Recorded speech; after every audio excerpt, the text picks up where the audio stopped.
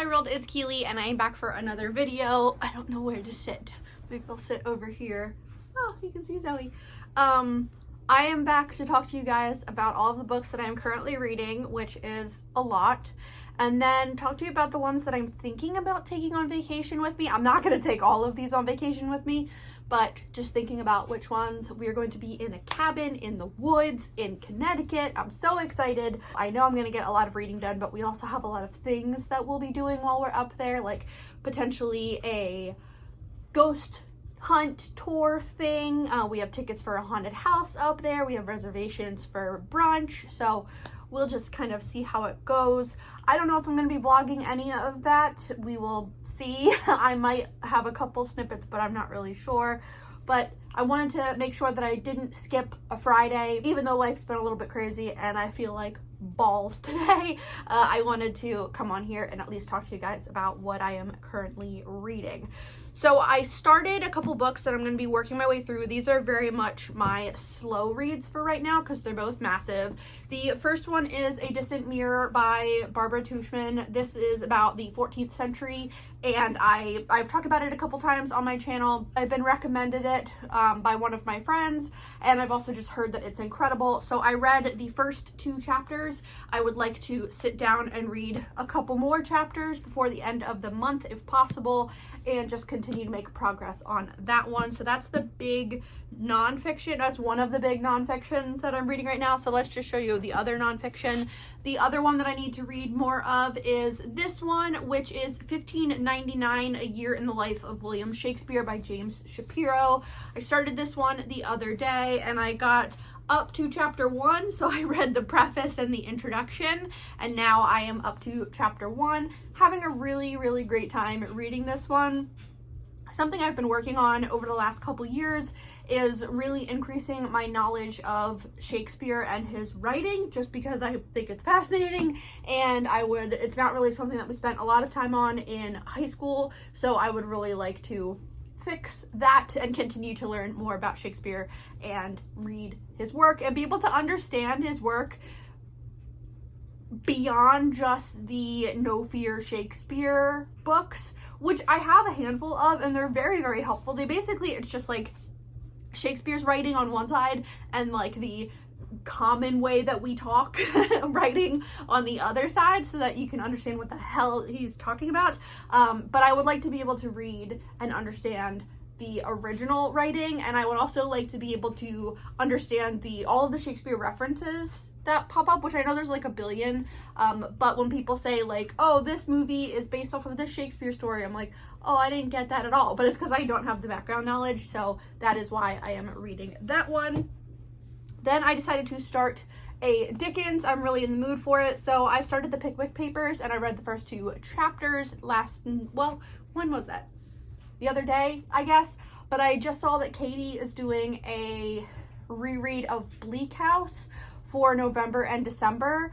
And I really think it would be helpful to read Bleak House along with people that have read it and understand Dickens more, because I have not read that much by Dickens. Every Christmas season, my husband and I listen to the audiobook of A Christmas Carol narrated by Tim Curry, and this will be our fourth Christmas season doing that, and it's just wonderful. We love doing it so much.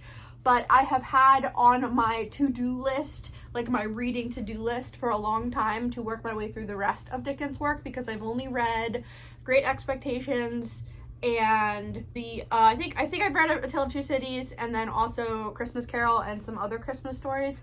So I have all of his novels over there. I want to work my way through all of them. So that's a long-winded reason for why I picked up Pickwick Papers. But I also just watched a documentary this morning from Time Team about Victorian workhouses and Oliver Twist, so I also want to read Oliver Twist. I don't know. I'm reading a Dickens. We'll see which ones I end up reading. Then I also started my reread of Interview with the Vampire by Anne Rice. I have not read this one in like 10 years, and I really wanted to, so I got this version of it, which is just an easier to read one than the one that I originally had, and I read the first section. I'm up to page 35, really enjoying it, so I think this one I will take with me on vacation. And then something that I had every intention of filming and then just have not filmed it at all. It's just been a project I've been doing for funsies. I made a TBR jar of all of the series that I'm currently reading, plus I threw in some new series and some other like options. And what I do is I have my husband pick one of the slips, and then whatever he picks, I have to read that, and I'm documenting that in my reading journal. So the first one that he picked in September was the Shadow Histories, so I had to finish that duology, which I did. That was by H.G. Perry, and the first one was the Declaration of the Rights of Magicians. The second one was A Radical Act of Free Magic, and I finally finished that one. They're both like 500 pages, and they're very slow burn, French Revolution, magic, all kinds of magical creatures and fighting, really like grand in scope historical fiction. And I had a bomb-ass time reading the second one. I didn't want it to be over because I just love it so much. I love H.G. Perry's writing. I've read almost all of her books. I think I only have 1 or 2 left. Her most recent one, I think, is the one that I haven't read yet, but one of my favorite authors. So I was also like, damn, I don't want to complete this gigantic duology from this author that I love. So I did that. Then I had him pick another slip, and the slip that he picked was Start a Series. So I decided to start this series, which is the Corax trilogy by KJ Parker. This one is Savus Corax Deals with the Dead. And this is not at all what I thought it was going to be. So at the beginning, or on the back, it says there's no formal training for battlefield salvage. You just have to pick things up as you go along: swords, armor, arrows, and the bodies, of course. Over the years, Savus Corax has picked up a lot of things. Some of them have made him decent money, others have brought nothing but trouble, but it's a living and somebody has to deal with the dead. Something else that Savus once buried is his past. Unfortunately, he didn't quite succeed. So I thought it was going to be more of a horror, like a battlefield kind of horror. It's not that at all. It's really like a character study of Savus, and it took me a couple tries to like really get into it. Now I am almost halfway, if not completely halfway through, and I'm really enjoying it. So just enjoying this one, but I don't have the next one. So this is the new series that I am starting. I can at least mark it off as read on my series tracker, and then I will probably get the next one from the library to read, assuming that they have it. Also, didn't realize this until I picked this up, that KJ Parker is one of the names that the author Tom Holt writes under, and he's written a lot. And I was reading through as Tom Holt, and I have one of Tom Holt's books on my shelf that I've really been thinking about reading recently, An Orc on the Wild Side, and I was like, oh, I didn't realize that was him. I have now books from both names, which is whatever. Really enjoying that one. Then I'm reading 2 books on my Kindle. So I started The Warden by Anthony Trollope, which is the first book in the like Barchester series.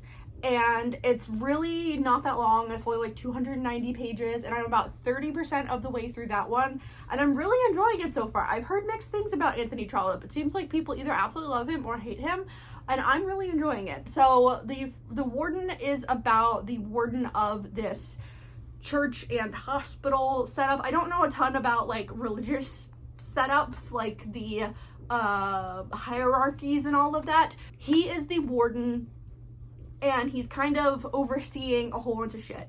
But then the archdeacon, who's like his son-in-law, and then this other guy who I think is a bishop who might also become his other son-in-law, are like fighting with each other because there was a will left from who presumably was the previous warden. And in the will, it said, or how they interpreted it, was that all of these older men that are staying in this like hospital because they have nowhere else to go receive a certain amount of money every day, and then the warden receives a certain amount of money every year, and it's like a ridiculous amount of money compared to what the men are receiving. The men are receiving like nothing per day, but the warden's getting £800 a year, and there's now the will is being contested. And so it's like following all of these people with all of these different titles, a lot of religious terminology. So I'm very happy that I'm reading it on Kindle because I can like do that thing where you long press a word and the dictionary will pop up and tell you what the hell anything means. So that's been very helpful, but I am really enjoying that one. I made a big spreadsheet of all of the classics or like authors that I think would be good to read to have like a foundational knowledge of English literature, because that's something that I've also really enjoyed learning about over the last couple of years, has been like pretending I'm in college for an English degree when I'm not, and I'm not planning on going back to school right now. I made this big spreadsheet. Anthony Trollope is one of the authors on there that I hadn't read anything from yet, so that's also why I picked up The Warden, and I'm enjoying it. And then complete other end of the writing spectrum, I'm reading a 937 page book by Dan Simmons. It's my first ever Dan Simmons, I think, called The Terror. And that's the one that came out a couple years ago, and they made a show out of it. And we watched the first episode, I think, and my husband just wasn't into it. And unless he is also really into a show, I typically won't continue on with it, because it's like, unless it's something we're gonna do together, I don't really ever have the desire to like sit down and watch a TV show or a movie, except for like a handful of ones that I've seen a billion times. So like Bake Off, all day, every day, I will watch Bake Off. But like watching a new show, I'm not gonna do that. Yeah, I was watching YouTube videos about people being in very cold climates, and I am just desperate for it to be freezing. I am so excited that it's like winter. Now it's not winter yet, but that it's gonna be in the 30s at night, and it's very cold during the day, and it's like dark and gloomy. Like, absolutely love it. My husband and I are winter people through and through, and being in Connecticut, it's gonna be even colder, so I'm so excited. So it's like the first day that I put a sweatshirt on, I texted my husband a gif of someone making snow angels, and I was like, it's winter. I was like, so I've been wanting to read something that's like very cold, and my brain was like, you should read The Terror. And so I put a hold on it on the library, and thankfully it came through like right away.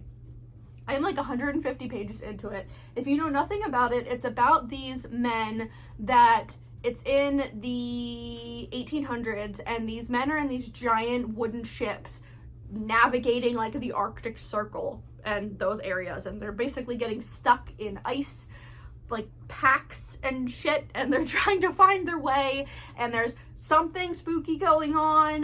The people are disappearing, and they're finding blood everywhere. There's this indigenous woman that has showed up, and she doesn't really talk, and no one really knows what her deal is. I will say the representation of indigenous people, not great. Really not great. I almost DNF'd it right from the start because of how the author is writing about other people, and it's making me very uncomfortable, but I'm trying to just ignore it and keep going because I'm enjoying the vibes otherwise. So I'm reading that one. So that one I will definitely be reading for the next week because it's massive.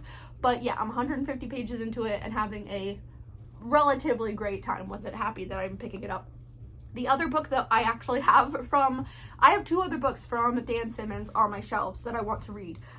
So one is Hyperion, because that is on my list of like a series of classics that I think I want to read. Not that I don't know if it actually is a classic. I don't know when it was written, but it's just one that I've also had on my shelf for a really long time. So I want to read Hyperion, and then also Drood, which is his Dickens retelling. However, thank you so much to the person who called out that Drood spoils a lot of Dickens' work. Did not know that. I am going to try to work my way through some Dickens books before I get to Drood, which is fine because Dan Simmons' other books are all freaking huge, so I have plenty of time. So Drood probably won't get read this year, but I'm hoping that at least the mystery of Edwin Drood can eventually get read. So those are all the books that I am currently actively working on reading. I've started other ones, but they haven't been at the forefront of my brain. But now let's talk about the books that I'm thinking about taking with me on vacation. So I was able to renew all of the books that I have from the library. So I am going to take the Book of Witches with me so that I can read stories about witches. I think that'll be fun. Like, of course, you're gonna go to New England and read about witches. And then I also have really been wanting to pick up The Usual Desire to Kill, so I might take that one with me. And then in terms of books that I own, I am going to take this one with me. This is Damnable Tales, a folk horror anthology. So maybe what I'll do is just take my Kindle and then these two and work my way through stories every day.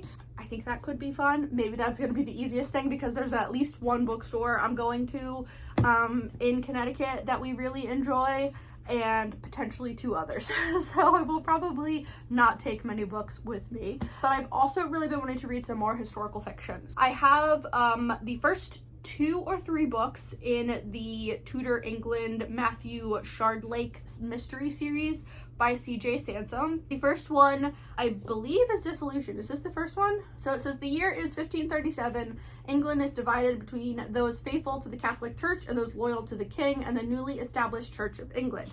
When a royal commissioner is murdered in the monastery of Scarsey on the south coast of England, Thomas Cromwell, Henry VIII's feared vicar general, summons fellow reformer Matthew Shardlake to lead the inquiry. Shardlake and his young protege, Mark Power, uncover evidence of sexual misconduct, embezzlement, and treason. But when 2 other murders are committed, they must move quickly to prevent the killer from striking again. This came on my radar because, can you see it? You can kind of see it. The bottom, that's a poster that's a 100-book bucket list, and this is on there. And I was like, oh, that could be fun. I'll pick that up. And so I have had it on my shelf for a couple years and I've never picked it up. But I'm very much in a reading classics and reading history and like nonfiction history mood right now. I've been watching a lot of Time Team these days and having a bomb-ass time doing it. I might take this one with me. Similarly, I would really like to start Name of the Rose by Umberto Eco, which is I think a murder mystery, something like that. The year is 1347. They all start that way. The year is 1347. While brother William of Baskerville is investigating accusations of heresy at a wealthy Italian abbey, his inquiries are disrupted by a series of bizarre deaths. Turning his practiced detective skills to finding the killer, he relies on logic, theology, empirical insights, and his own wry humor and ferocious curiosity. With the aid of his young apprentice, William scours the abbey from its stables to its labyrinthine library, piecing together evidence and deciphering cryptic symbols and coded manuscripts to uncover the truth about this place where the most interesting things happen at night. Maybe, you know what, if I was going to choose one of these 2 to take with me, I think I would take this one because it's got like creepy shit in it too. Similarly, with creepy shit, we have The Prestige by Christopher Priest, which has a seance in it, and we love that. I also really need to read A Witch's Guide to Magical Innkeeping by Sangu Mandana, because I bought it for a book club, and they're reading it this month, or the very beginning of November, so I do want to get that read. That's some other ones that have just been on my brain. The more that I read books that are classics, the more it makes me want to read another Ursula K. Le Guin, because it's been a little while since I've read anything from her. If you didn't know, Ursula K. Le Guin is one of my favorite authors of all time. I've read a handful of her books. Her and Shirley Jackson rival in terms of how many books they've published and how many books of theirs I've read. But it's been a while, and I really want to read this one. And this one I did buy this year, so I should read it soon. And it's a companion to the Hainish novels. So that's like The Left Hand of Darkness and The Dispossessed. And I've read both of those. And I just really, really love her writing. And it's been a while, so I feel like I should give myself the chance to read a comfort read. And the other one is this one, which I also just got. This is The Impusium by Olga Tokarczuk. And this is a health resort horror story. So that one also, maybe I'll take this one with. This one's pretty short too. It's like 250 pages. And then the final one, and one that I am going to take with, is The Cloisters. I just got this one by Katie Hayes, and this one has to do with tarot cards. I pulled out a ton of books. I don't know what I'm going to end up taking for, like, sure. I said I wasn't going to take all of them. My husband will be like, what the hell are you doing if I take all of them? And then he'll be like, yeah, that tracks. So I'm not sure. I also have a couple days. I'm filming this on Wednesday, and we don't leave until Friday when this will be posted. So I do have 2 days that I could potentially knock out one of these books. But I don't know. I'll figure it out. These are all the books that I am reading and thinking about reading for the end of October. Next week, I will have my November TBR. and then I have to film my October wrap up. I see people already posting their November TBRs. I don't understand how people do that when like I'm a mood reader. I don't know what I'm gonna want to read a week from now. I don't know. I have to think about what mood I'm gonna be in when I finish up a couple of books by the end of October. Let me know what books you guys are really enjoying. What books are you hoping to finish up by the end of October? And that's it. Thanks for watching. Bye.